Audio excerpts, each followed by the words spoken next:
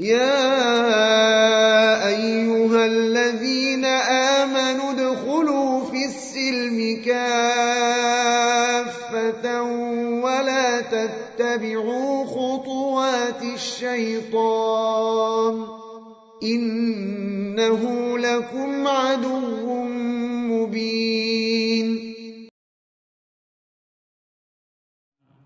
Alam nashrah laka sadrak. Bukankah kami telah melapangkan dadamu Muhammad? Para ahli tafsir dalam kitab tafsir Al-Muyassar berkata, alam nuwassi', bukankah kami telah meluaskan ayuhan nabi, wahai nabi, laka untukmu sadrak, dadamu, li syara'i ad-din, li syara'i ad-din, untuk menerima syariat-syariat agama, wadda'wati ilallah, dan untuk berdakwah kepada Allah Subhanahu wa taala, wal ittisafi bimakarimil akhlaq, dan untuk mempraktekkan memiliki sifat-sifat akhlak-akhlak yang karimah, yang mulia. Jemaah pengajian rahimani wa rahimakumullah, Syekh Muhammad bin Shalih Al-Utsaimin rahimahullahu taala menyebutkan bahwasanya pertanyaan semisal ini di dalam Al-Quran sangat banyak sekali. Alam dimulai dengan bukankah kami. Pertanyaan ini disebut istifham takriri, pertanyaan untuk menetapkan sebuah hal. Jadi tidak butuh jawaban. Pertanyaan ini pada intinya memberikan atau mengingatkan sebuah hal yang sudah diketahui. Jawabannya pasti iya. Jadi seolah-olah Allah Subhanahu wa taala berfirman, kami telah melapangkan dada, memberikan informasi, mengingatkan kepada Rasulullah sallallahu alaihi wasallam, akan tetapi dalam bentuk pertanyaan yang tidak perlu dijawab.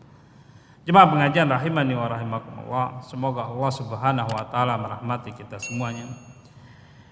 Begitulah Rasulullah sallallahu alaihi wasallam diberikan kelapangan dada, keluasan hati oleh Allah Subhanahu wa taala. Beliau diberi kelembutan, ketegaran, kesabaran. Itu makna kelapangan hati. Sehingga beliau mendapatkan akhlak yang mulia, sifat-sifat yang luar biasa. Dalam dakwah hal ini sangat membantu, karena beban beliau sangat banyak sekali. Gangguan-gangguan dari kaum musyrikin sangat banyak sekali. Sehingga kalau bukan orang yang lapang dadanya, yang akhlaknya baik, tidak akan mampu menanggung beban risalah kenabian. Jemaah pengajian rahimani wa rahimakumullah. Begitu juga kita ketahui bersama Rasulullah sallallahu alaihi wasallam tidak bisa membaca. Namun Allah Subhanahu wa taala melapangkan dada beliau menerima syariat ini. Sehingga ketika dibacakan firman Allah Subhanahu wa taala, beliau bisa langsung mengulangi, menghafal, diberikan pemahaman oleh Allah Subhanahu wa taala melalui perantaraan malaikat Jibril alaihissalam. Jadi jemaah pengajian rahimani wa rahimakumullah, semoga Allah Subhanahu wa taala merahmati kita semuanya. Tidak ada orang di dunia ini yang dilahirkan langsung pintar, itu enggak ada. Hatta para rasul, para nabi, semuanya harus belajar. Rasulullah sallallahu alaihi wasallam, sayyidul anbiya wal mursalin, diturunkan kepada beliau firman Allah Subhanahu wa taala melalui perantaraan malaikat Jibril yang mengajarkan beliau bagaimana cara membacanya, yang mengajarkan kepada beliau alaihissalam bagaimana cara menafsirkannya.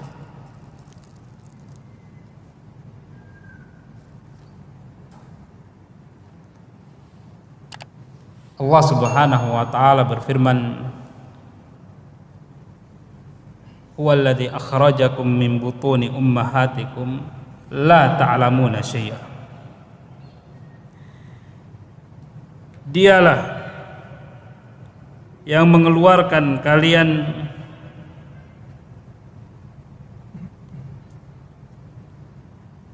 dari perut ibu kalian dalam keadaan kalian tidak mengetahui apa-apa. Di dunia ini tidak ada orang yang langsung lahir pintar, langsung gak ada. Ayatnya dari surat An-Nahl ayat yang ke-78, wallahu akhrajakum min butuni ummahatikum, dan Allah mengeluarkan kalian dari perut-perut ibu kalian, la ta'lamuna syai'a, dalam keadaan kalian tidak mengetahui apa-apa. Begitu juga Rasulullah sallallahu alaihi wasallam. Nyambung dengan pembicaraan surat Ad-Duha kemarin, Allah Subhanahu wa taala berfirman, wa wajadaka dhallam fahada, dan Allah Subhanahu wa taala mendapatimu dalam keadaan tidak tahu, tidak mengerti tentang kebenaran, tentang keimanan. Kemudian Allah memberikan kepadamu petunjuk. Jemaah pengajian rahimani wa rahimakumullah, semoga Allah Subhanahu wa taala merahmati kita semuanya. Dan Allah Subhanahu wa taala menjanjikan kepada Rasulnya juga penjelasan. Jadi bukan hanya sekedar orang itu diajarkan atau Nabi itu diajarkan bagaimana ayat-ayat Al-Quran kemudian menghafalnya, tidak, tapi juga diajarkan bagaimana penjelasan. Karena Allah Subhanahu wa taala berfirman, summa inna alaina bayana, dan merupakan kewajiban kami untuk menjelaskan bagaimana itu Al-Quran itu. Jemaah pengajian rahimani wa rahimakumullah, semoga Allah Subhanahu wa taala merahmati kita semuanya.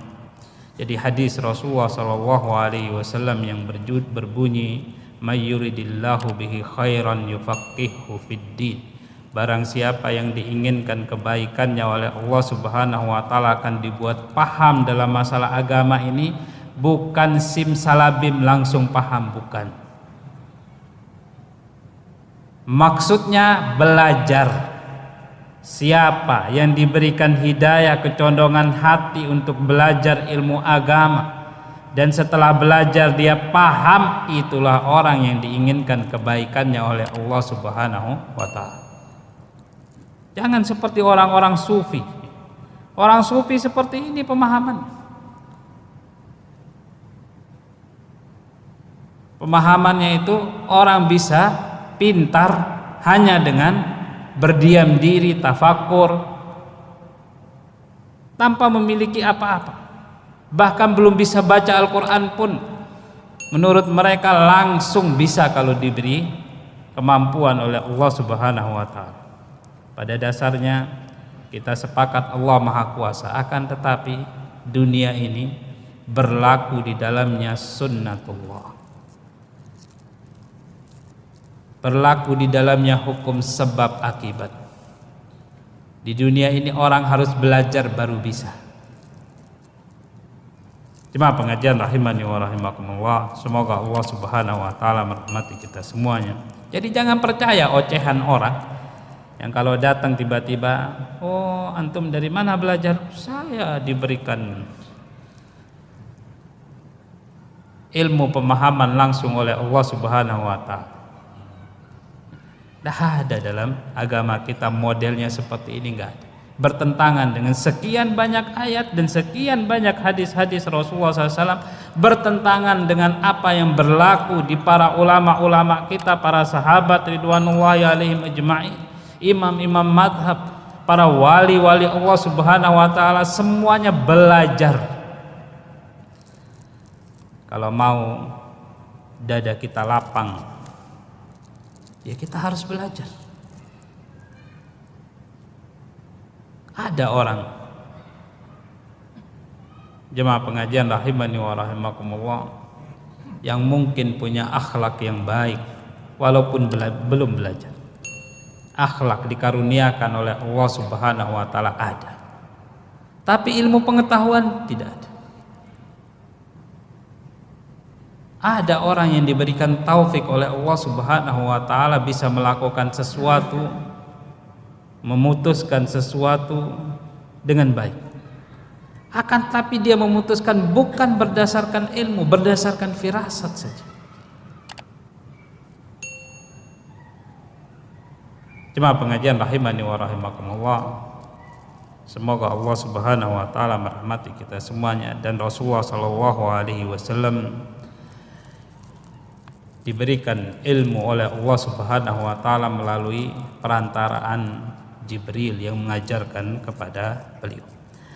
Jemaah pengajian rahimani wa rahimakumullah, kelapangan dada dalam menyebarkan dakwah yang hak